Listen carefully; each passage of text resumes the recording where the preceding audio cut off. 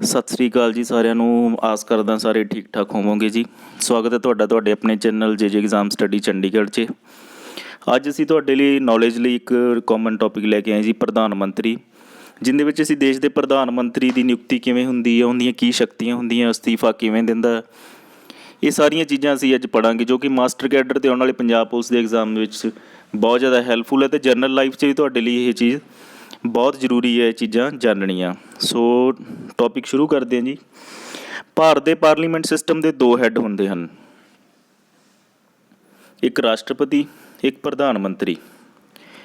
ਜਿਹੜਾ ਰਾਸ਼ਟਰਪਤੀ ਹੁੰਦਾ ਤਾਂ ਹੈੱਡ ਹੈ, ਪਰ ਉਹ ਇੱਕ ਤਰ੍ਹਾਂ ਨਾਲ ਨਾਮ ਮਾਤਰ ਹੈੱਡ ਮੰਨਿਆ ਜਾਂਦਾ, ਜਦੋਂ ਕਿ ਅਸਲ ਹੈੱਡ ਪ੍ਰਧਾਨ ਮੰਤਰੀ ਨੂੰ ਮੰਨਿਆ ਜਾਂਦਾ। ਕਿਉਂ? ਕਿਉਂਕਿ ਜੋ ਰਿਟਨ ਦੇ ਵਿੱਚ ਪਾਵਰਾਂ ਰਾਸ਼ਟਰਪਤੀ ਨੂੰ ਦਿੱਤੀਆਂ ਗਈਆਂ, ਉਹ ਅਸਲ ਦੇ ਵਿੱਚ ਇੱਕ ਪ੍ਰਧਾਨ ਮੰਤਰੀ ਵੱਲੋਂ ਵਰਤੀਆਂ ਜਾਂਦੀਆਂ। ਸੋ ਜਿਹੜਾ ਅਸਲ ਹੈੱਡ ਦੇਸ਼ ਦਾ ਹੁੰਦਾ, ਉਹ ਪ੍ਰਧਾਨ ਮੰਤਰੀ ਮੰਨਿਆ ਜਾਂਦਾ ਹੈ। ਸਾਡਾ ਪਾਰਲੀਮੈਂਟਰੀ ਸਿਸਟਮ ਹੈ ਜਿਹੜਾ ਬ੍ਰਿਟੇਨ ਤੋਂ ਲਿਆ ਗਿਆ ਹੈ। ਬ੍ਰਿਟੇਨ ਦਾ ਕੌਨਸੈਪਟ ਸੀ ਇਹ। ਸੋ ਬ੍ਰਿਟੇਨ ਤੋਂ ਸਾਡਾ ਇਹ ਪਾਰਲੀਮੈਂਟਰੀ ਸਿਸਟਮ ਲਿਆ ਗਿਆ ਹੈ। ਇਹਦੇ 'ਚ ਜਿਹੜਾ ਅਸੀਂ ਪ੍ਰਧਾਨ ਮੰਤਰੀ ਵਿੱਚ ਜਾਣਨ ਤੋਂ ਪਹਿਲਾਂ ਦੋ ਮਹੱਤਵਪੂਰਨ ਆਰਟੀਕਲ ਹੈ, ਬਹੁਤ ਇੰਪੋਰਟੈਂਟ ਆਰਟੀਕਲ ਹੈ, ਜਿਹੜੇ ਕਿ ਪ੍ਰਧਾਨ ਮੰਤਰੀ ਨਿਯੁਕਤੀ ਨਾਲ ਸੰਬੰਧਿਤ ਹੈ ਜੀ। ਆਰਟੀਕਲ 74 ਅਤੇ ਆਰਟੀਕਲ 75। ਜਿਹੜਾ ਆਰਟੀਕਲ 74 ਹੈ, ਰਾਸ਼ਟਰਪਤੀ ਦੀ ਸਹਾਇਤਾ ਲਈ ਮੰਤਰੀ ਪਰਿਸ਼ਦ ਦਾ ਗਠਨ ਹੋਵੇਗਾ, ਅਤੇ ਆਰਟੀਕਲ 75 ਮੰਤਰੀ ਪਰਿਸ਼ਦ ਦਾ ਹੈੱਡ ਪ੍ਰਧਾਨ ਮੰਤਰੀ ਹੋਵੇਗਾ, ਜੋ ਕਿ ਰਾਸ਼ਟਰਪਤੀ ਵੱਲੋਂ ਚੁਣਿਆ ਜਾਏਗਾ। ਸੋ ਆਰਟੀਕਲ 74 ਹੈਗਾ ਮੰਤਰੀ ਪਰਿਸ਼ਦ, ਅਤੇ ਆਰਟੀਕਲ 75 ਹੈ ਪ੍ਰਧਾਨ ਮੰਤਰੀ ਬਾਰੇ। ਪ੍ਰਧਾਨ ਮੰਤਰੀ ਦਾ ਪਦ ਕਿਸ ਆਰਟੀਕਲ ਅੰਦਰ ਬਣਾਇਆ ਗਿਆ ਹੈ? ਆਰਟੀਕਲ 75।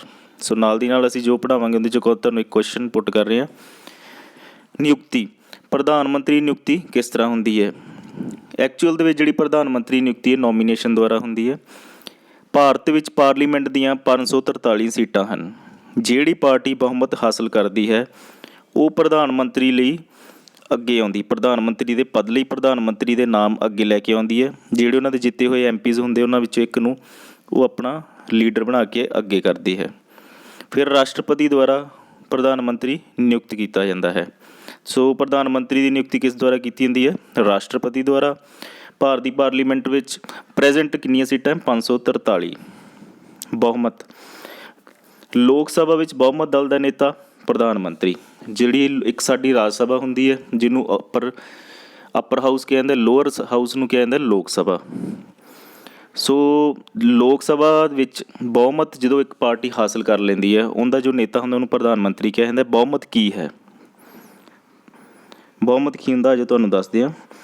ਜਦੋਂ ਵੀ ਕੋਈ ਇਲੈਕਸ਼ਨ ਹੁੰਦੇ ਆ, ਉਹਦੇ ਵਿੱਚੋਂ ਜਿਹੜੀ ਹਾਫ ਸੀਟਾਂ ਨਾਲੋਂ ਇੱਕ ਸੀਟ ਜ਼ਿਆਦਾ ਜਿਹੜੀ ਪਾਰਟੀ ਜਿੱਤ ਲੈਂਦੀ, ਤਾਂ ਉਹ ਸਮਝੋ ਉਹਨੂੰ ਬਹੁਮਤ ਪ੍ਰਾਪਤ ਹੋ ਗਿਆ। ਮੰਨ ਲਓ 500 ਸੀਟਾਂ, 500 ਦਾ ਅੱਧ ਹੋ ਗਿਆ ਜੀ 250। ਜਿਹੜੀ ਪਾਰਟੀ 251 ਸੀਟਾਂ ਹਾਸਲ ਕਰ ਲਊਗੀ, ਸਮਝੋ ਉਹਨੇ ਬਹੁਮਤ ਹਾਸਲ ਕਰ ਲਿਆ। ਕੀ ਪ੍ਰਧਾਨ ਮੰਤਰੀ ਸਿਰਫ ਲੋਕ ਸਭਾ ਦਾ ਮੈਂਬਰ ਬਣ ਸਕਦਾ ਹੈ? ਹਾਂਜੀ।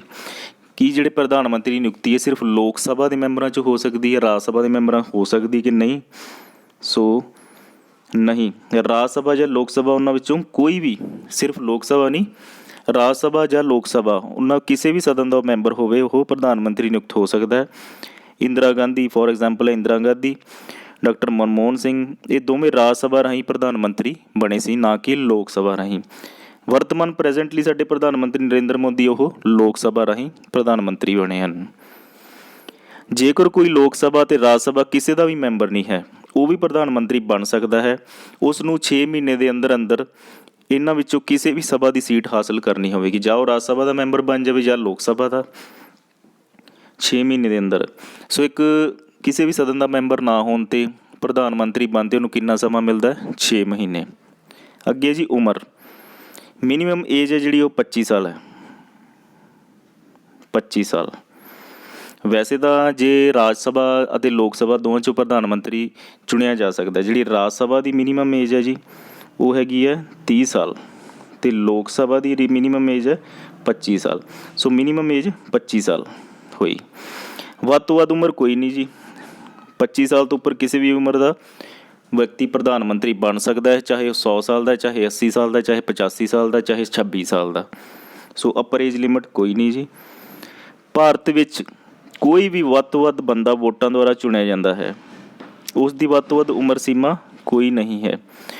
ਜਿੰਨੀਆਂ ਵੀ ਪੋਸਟਾਂ ਪੰਜਾਬ ਦੇ ਵਿੱਚ ਇਲੈਕਸ਼ਨ ਦੁਆਰਾ ਚੁਣੀਆਂ ਹੁੰਦੀਆਂ, ਚਾਹੇ ਉਹ ਕੈਬਨਿਟ ਮੰਤਰੀ ਹੈ, MLA, MP, ਪ੍ਰਧਾਨ ਮੰਤਰੀ, ਮੁੱਖ ਮੰਤਰੀ, ਸੋ ਇੰਡੀਆ ਦੇ ਵਿੱਚ ਉਹਨਾਂ ਲਈ ਅਪਰ ਏਜ ਲਿਮਿਟ ਕੋਈ ਨਹੀਂ। ਉਹ ਕਿਸੇ ਵੀ ਉਮਰ ਦਾ ਵਿਅਕਤੀ ਉਹ ਆਪਣੀ ਪੋਜੀਸ਼ਨ 'ਤੇ ਕੰਮ ਕਰ ਸਕਦਾ। ਜਦੋਂ ਕਿ ਲੋਕ ਜਿਹੜੇ ਟੈਸਟ ਕਲੀਅਰ ਕਰਕੇ ਅਫਸਰ ਲੱਗਦੇ ਹੈ, ਨੌਕਰੀ ਲੱਗਦੇ, ਕਰਮਚਾਰੀ ਲੱਗਦੇ ਹੈ, ਉਹਨਾਂ ਲਈ ਇੱਕ ਰਿਟਾਇਰ ਹੋਣ ਦੀ ਏਜ ਵੀ ਫਿਕਸ ਆ ਅਤੇ ਉਹ ਪੋਸਟ ਲਈ ਐਲੀਜੀਬਲ ਹੋਣ, ਅਪਲਾਈ ਕਰਨ ਦੀ ਏਜ ਵੀ ਫਿਕਸ ਹੈ। ਪਰ ਵੋਟਿੰਗ ਰਾਹੀਂ ਜਿਹੜੇ ਬੰਦੇ ਚੁਣੇ ਜਾਂਦੇ ਉਹਨਾਂ ਲਈ ਕੋਈ ਅਪਰ ਏਜ ਨਹੀਂ। ਵੱਧ ਤੋਂ ਵੱਧ ਕਿੰਨੀ ਵਾਰ ਪ੍ਰਧਾਨ ਮੰਤਰੀ ਬਣ ਸਕਦਾ ਹੈ? ਕੋਈ ਲਿਮਿਟ ਨਹੀਂ, ਅਨਲਿਮਿਟਿਡ ਹੈ। ਕਿੰਨੀ ਵਾਰ ਵੀ ਬੰਦਾ ਪ੍ਰਧਾਨ ਮੰਤਰੀ ਬਣ ਸਕਦਾ ਹੈ। ਸਹੁੰ, ਪ੍ਰਧਾਨ ਮੰਤਰੀ ਨੂੰ ਸਹੁੰ ਜਿਵੇਂ ਅਸੀਂ ਪੜ੍ਹ ਚੁੱਕੇ ਹਾਂ ਪਿੱਛੇ, ਰਾਸ਼ਟਰਪਤੀ ਚੁਕਵਾਉਂਦਾ ਹੈ। ਟੈਨਿਓਰ, ਕਾਰਜਕਾਲ, ਪ੍ਰਧਾਨ ਮੰਤਰੀ ਦਾ ਕਾਰਜਕਾਲ 5 ਸਾਲ ਦਾ ਹੁੰਦਾ ਹੈ। Actually is up to the pleasure of president. Actual ਦੇ ਵਿੱਚ ਉਹ ਪ੍ਰੈਜ਼ੀਡੈਂਟ ਦੀ ਖੁਸ਼ੀ ਤੱਕ ਕੰਮ ਕਰਦਾ ਜਦੋਂ ਤੱਕ ਪ੍ਰੈਜ਼ੀਡੈਂਟ ਚਾਹਵੇ, ਪਰ 5 ਸਾਲ ਉਹਦਾ ਜਿਹੜਾ ਕਾਰਜਕਾਲ ਫਿਕਸ ਹੈ, 5 ਸਾਲ ਤੱਕ ਕੰਮ ਕਰਦਾ ਹੈ। ਪ੍ਰੈਜ਼ੀਡੈਂਟ ਦੀ ਖੁਸ਼ੀ ਤੱਕ ਦਾ ਮਤਲਬ ਇਹ ਨਹੀਂ ਕਿ ਪ੍ਰੈਜ਼ੀਡੈਂਟ ਜਦੋਂ ਚਾਹੇ ਉਹਨੂੰ ਹਟਾ ਸਕਦਾ। ਉਹਦੇ ਲਈ ਵੀ ਇੱਕ ਪ੍ਰੋਸੀਜਰ ਹੈ, ਇੰਪੀਚਮੈਂਟ ਕੋਡ ਹੁੰਦੇ ਆ, ਸੋ ਉਹਦੇ ਥਰੂ ਹੀ ਉਹ ਹੁੰਦਾ, ਜੋ ਕਿ ਅਜੇ ਤੱਕ ਨਹੀਂ ਹੋ ਸਕਿਆ। ਜਾਂ ਜਦੋਂ ਤੱਕ ਬਹੁਮਤ ਹਾਸਲ ਹੋਵੇ, ਜਾਂ ਵੱਧ ਤੋਂ ਵੱਧ 5 ਸਾਲ। ਜੇ ਕੋਈ ਵੀ ਪਾਰਟੀ 2 ਪਾਰਟੀਆਂ 3 ਪਾਰਟੀਆਂ ਦੇ ਗੱਠਜੋੜ ਨਾਲ ਬਹੁਮਤ ਹਾਸਲ ਕੀਤਾ, ਉਹ ਪਾਰਟੀਆਂ ਦਾ ਬਹੁਮਤ ਵਾਪਸ ਲੈ ਲੈਂਦੀਆਂ, ਅਤੇ ਜੋ ਪ੍ਰਧਾਨ ਮੰਤਰੀ ਦੀ ਕੁਰਸੀ 'ਤੇ ਬੈਠਾ ਉਹਨੂੰ ਉਹ ਬਹੁਮਤ ਦੁਬਾਰਾ ਸਾਬਤ ਕਰਨਾ ਪੈਂਦਾ ਅਤੇ ਕੁਰਸੀ ਛੱਡਣੀ ਵੀ ਪੈ ਸਕਦੀ ਹੈ। ਅੱਗੇ ਜੀ ਰੈਜ਼ੀਗਨੇਸ਼ਨ, ਅਸਤੀਫਾ। ਪ੍ਰਧਾਨ ਮੰਤਰੀ ਨੂੰ ਆਪਣਾ ਅਸਤੀਫਾ ਕਿਸ ਨੂੰ ਦੇਵੇਗਾ? ਰਾਸ਼ਟਰਪਤੀ ਨੂੰ। ਦੇਖੋ ਜੀ, ਜਿਹੜੀ ਉਹਦੀ ਨਿਯੁਕਤੀ ਹੈ ਉਹ ਵੀ ਰਾਸ਼ਟਰਪਤੀ, ਅਸਤੀਫਾ ਜਿਹੜਾ ਉਹ ਵੀ ਰਾਸ਼ਟਰਪਤੀ, ਸਹੁੰ ਚੱਕਣੀ ਉਹ ਵੀ ਰਾਸ਼ਟਰਪਤੀ। ਸੋ ਪ੍ਰਧਾਨ ਮੰਤਰੀ ਦੇ ਸਾਰੇ ਕੰਮ ਜਿਹੜੇ ਉਹ ਰਾਸ਼ਟਰਪਤੀ ਦੇ ਥਰੂ ਹੁੰਦੇ ਆ। ਸੈਲਰੀ, ਤਨਖਾਹ। ਪ੍ਰਧਾਨ ਮੰਤਰੀ ਦੀ ਤਨਖਾਹ ਕਿੰਨੀ ਹੁੰਦੀ ਹੈ? ਜਿੰਨੀ ਇੱਕ MP ਦੀ ਹੁੰਦੀ ਹੈ ਉਨੀ ਹੀ ਪ੍ਰਧਾਨ ਮੰਤਰੀ ਦੀ ਤਨਖਾਹ ਹੁੰਦੀ, ਕਿਉਂਕਿ ਇੱਕ MP ਹੁੰਦਾ ਹੈ। ਪਰ ਪ੍ਰਧਾਨ ਮੰਤਰੀ ਬਣਨ 'ਤੇ ਉਹਨੂੰ ਬਹੁਤ ਜ਼ਿਆਦਾ ਜਿਹੜੀਆਂ ਸੁਵਿਧਾਵਾਂ ਅਤੇ ਭੱਤੇ ਜੋ ਕਿ ਐਡੀਸ਼ਨਲ MP ਨਾਲੋਂ ਮਿਲਦੇ ਆ। ਇਹਨਾਂ ਦੀ ਤਨਖਾਹ ਕੌਣ ਤੈਅ ਕਰਦਾ ਹੈ? ਪਾਰਲੀਮੈਂਟ। MP ਦੀ ਤਨਖਾਹ ਕੌਣ ਤੈਅ ਕਰਦਾ ਹੈ? ਪਾਰਲੀਮੈਂਟ। ਸੋ ਉਹ ਆਪਣੀ ਤਨਖਾਹ ਉਹ ਆਪ ਹੀ ਤੈਅ ਕਰਦੇ, ਪਾਰਲੀਮੈਂਟ ਦੇ ਮੈਂਬਰ। ਅੱਗੇ ਆ ਜੀ ਪਾਵਰਸ, ਸ਼ਕਤੀਆਂ। ਮੰਤਰੀ ਪਰਿਸ਼ਦ ਸੰਬੰਧੀ। ਸੋ ਜਿਹੜੀਆਂ ਪ੍ਰਧਾਨ ਮੰਤਰੀ ਦੀਆਂ ਸ਼ਕਤੀਆਂ ਹੁੰਦੀਆਂ ਉਹ ਅਲੱਗ-ਅਲੱਗ ਹੁੰਦੀਆਂ। ਇਹ ਹੈਗੀਆਂ ਮੰਤਰੀ ਪਰਿਸ਼ਦ। ਮੰਤਰੀ ਪਰਿਸ਼ਦ ਬੈਠਕ ਬੁਲਾਉਣਾ, ਠੀਕ ਹੈ ਜੀ, ਅਤੇ ਪ੍ਰਧਾਨਗੀ ਕਰਨਾ। ਮੰਤਰੀ ਪਰਿਸ਼ਦ ਦੀ ਬੈਠਕ ਬੁਲਾਉਂਦਾ, ਪ੍ਰਧਾਨਗੀ ਕਰਦਾ, ਵਿਭਾਗਾਂ ਦੀ ਵੰਡ ਕਰਨੀ। ਇਹ ਹੋ ਗਈ ਮੰਤਰੀ ਪਰਿਸ਼ਦ ਸੰਬੰਧੀ। ਰਾਸ਼ਟਰਪਤੀ ਸੰਬੰਧੀ ਜ਼ਿੰਮੇਵਾਰੀਆਂ, ਰਾਸ਼ਟਰਪਤੀ ਨੂੰ ਸਲਾਹ ਦੇਣਾ, ਵਿਕਾਸ ਕਾਰਜਾਂ ਬਾਰੇ ਜਾਣਕਾਰੀ ਦੇਣੀ। ਸੰਸਦ ਸੰਬੰਧੀ, ਲੋਕ ਸਭਾ ਸੰਬੰਧੀ ਉੱਤਰਦਾਈ ਹੈ ਉਹ। ਸੰਸਦ ਵੀ ਸਰਕਾਰ ਦਾ ਪ੍ਰਤੀਨਿਧ ਹੁੰਦਾ ਹੈ। ਸੋ ਇਸ ਤੋਂ ਬਿਨਾਂ ਜਿਹੜਾ ਪ੍ਰਧਾਨ ਮੰਤਰੀ ਕੋਲ ਇੱਕ ਪ੍ਰਧਾਨ ਮੰਤਰੀ ਦੀ ਪੋਸਟ ਤੋਂ ਬਿਨਾਂ ਹੋਰ ਵੀ ਸੀਟਾਂ ਹੁੰਦੀਆਂ, ਜਿਵੇਂ ਕਿ ਨੀਤੀ ਆਯੋਗ ਦਾ ਚੇਅਰਮੈਨ, ਇੰਟਰਸਟੇਟ ਕਾਊਂਸਲ ਦਾ ਚੇਅਰਮੈਨ। ਜਿਵੇਂ ਕਿ ਅਸੀਂ ਚੀਫ ਮਿਨਿਸਟਰ ਦਾ ਟੌਪਿਕ ਪੜ੍ਹਿਆ ਸੀ, ਉਹ ਇੱਕ ਮੈਂਬਰ ਹੁੰਦਾ ਅਤੇ ਜਦੋਂ ਕਿ ਪ੍ਰਾਈਮ ਮਿਨਿਸਟਰ ਉਸ ਦਾ ਚੇਅਰਮੈਨ ਹੁੰਦਾ। ਰਾਸ਼ਟਰੀ ਏਕਤਾ ਪਰਿਸ਼ਦ ਦਾ ਚੇਅਰਮੈਨ। ਸੋ ਇਹੋ ਜਿਹੀਆਂ ਬੜੀਆਂ ਕਮੇਟੀਆਂ ਹੁੰਦੀਆਂ ਜਾਂ ਬੜੇ ਬੋਰਡ ਹੁੰਦੇ ਆ ਜਿਨ੍ਹਾਂ ਦਾ ਇੱਕ ਪ੍ਰਾਈਮ ਮਿਨਿਸਟਰ ਚੇਅਰਮੈਨ ਹੁੰਦਾ ਹੈ। ਸੋ ਇੰਪੋਰਟੈਂਟ ਕੁਐਸਚਨ ਹੈ ਜੀ ਜਿਹੜੇ ਅਸੀਂ ਲਏ ਹੈ, ਇਹ ਅਸੀਂ ਪ੍ਰਧਾਨ ਮੰਤਰੀ ਦਾ ਪਾਰਟ 1 ਜਿਹੜਾ ਪੜ੍ਹ ਰਹੇ ਹਾਂ। ਪਾਰਟ 2 ਵੀ ਲੈ ਕੇ ਆਵਾਂਗੇ, ਉਹਦੇ 'ਚ ਅਸੀਂ ਜ਼ਿਆਦਾ ਇਹਦੇ ਬਾਰੇ ਜਿਹੜੇ ਆਰਟੀਕਲਸ ਪੜ੍ਹਾਂਗੇ, ਕਿਹੜੇ ਆਰਟੀਕਲ ਦੇ ਵਿੱਚ ਉਹਨੂੰ ਕਿਹੜੀਆਂ ਪਾਵਰਾਂ ਮਿਲਦੀਆਂ। ਸੋ ਇੱਕ ਬੇਸਿਕ ਸੀਗਾ ਇਹ। ਸਭ ਤੋਂ ਲੰਬਾ ਕਾਰਜਕਾਲ ਕਿਸ ਪ੍ਰਧਾਨ ਮੰਤਰੀ ਦਾ ਰਿਹਾ ਹੈ? ਆਨਸਰ ਹੈ ਜੀ ਜਵਾਹਰ ਲਾਲ ਨਹਿਰੂ। ਜਵਾਹਰ ਲਾਲ ਨਹਿਰੂ ਦਾ ਜਿਹੜਾ ਕਾਰਜਕਾਲ ਹੈ ਸਭ ਤੋਂ ਲੰਬਾ ਰਿਹਾ। ਪਹਿਲੀ ਮਹਿਲਾ ਪ੍ਰਧਾਨ ਮੰਤਰੀ ਇੰਦਰਾ ਗਾਂਧੀ। ਕਿਸ ਪਹਿਲੇ ਪ੍ਰਧਾਨ ਮੰਤਰੀ ਨੂੰ ਅਵਿਸ਼ਵਾਸ ਮਤੇ ਰਾਹੀਂ ਹਟਣਾ ਪਿਆ ਸੀ? ਮੁਰਾਰਜੀ ਦੇਸਾਈ। ਕਿਹੜੇ ਪ੍ਰਧਾਨ ਮੰਤਰੀ ਨੇ ਸੰਸਦ ਦੀ ਕਾਰਵਾਈ 'ਚ ਕਦੇ ਭਾਗ ਨਹੀਂ ਲਿਆ? ਚੌਧਰੀ ਚਰਨ ਸਿੰਘ। ਉਹ ਸੰਸਦ ਦੀ ਕਾਰਵਾਈ 'ਚ ਭਾਗ ਲੈਣ ਤੋਂ ਪਹਿਲਾਂ ਹੀ ਉਹਨਾਂ ਨੂੰ ਆਪਣੀ ਪੋਸਟ ਹੈ ਜਿਹੜੀ ਉਹ ਕਿਸੇ ਕਾਰਨ ਛੱਡਣੀ ਪਈ ਸੀ। ਨਿਯੁਕਤੀ ਸਮੇਂ ਸੰਸਦ ਦੇ ਕਿਸੇ ਵੀ ਸਦਨ ਦਾ ਮੈਂਬਰ ਨਹੀਂ ਸੀ। PV ਨਰਸਿਮਹਾ ਰਾਓ। ਜਦੋਂ ਉਹਨਾਂ ਦੀ ਨਿਯੁਕਤੀ ਹੋਈ ਤਾਂ ਉਹ ਕਿਸੇ ਸਦਨ ਦੇ ਮੈਂਬਰ ਨਹੀਂ ਸੀ, ਉਸ ਤੋਂ ਬਾਅਦ ਉਹ ਮੈਂਬਰ ਬਣੇ।